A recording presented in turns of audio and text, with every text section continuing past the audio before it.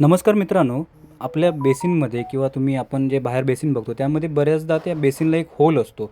तो होल नेमका कशासाठी असतो हा कधी प्रश्न तुम्हाला पडला आहे का? किंवा त्या होलचं नेमकं काय काम आहे? ते आज आपण पाहणार आहोत.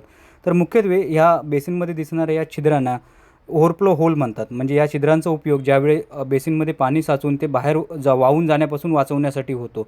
म्हणजे बऱ्याचदा असं होऊ शकतं की जर समजा सिंकचा जो मेन वेस्ट कपलिंग आहे तिथे ते ब्लॉक झालं आणि जर समजा बेसिन भरला आणि पाणी जर त्याच्यात भरलेलं असेल तर ते ह्या होलमधून ओव्हरफ्लो बाहेर जाऊ शकतो आणि बाहेर जे पाणी पडणार असेल किंवा आपल्या घरामध्ये ते पाणी साठणार नाही. तसंच हवा खेळती ठेवणे हे ह्या होलचं मेन काम असतं, ज्यामुळे ड्रेनेज सिस्टीममध्ये पाणी फोर्सने वाहण्यासाठी मदत होते. म्हणजे आपल्याला बऱ्याचदा एअर लॉक होऊन किंवा एअर आतमध्ये ट्रॅप झाल्यामुळे पाण्याला पुढे जाण्यासाठी अडथळा निर्माण होतो.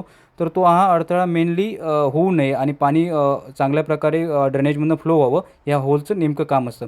असेच नवनवीन व्हिडिओ आपल्याला जर हवी असेल किंवा नवीन माहिती आपल्यापर्यंत पोहोचावीशी वाटत असेल तर आम्हाला नक्की सबस्क्राईब करा, जेणेकरून तुम्हाला हे चांगली माहिती तुमच्यापर्यंत पोहोचत राहील. धन्यवाद.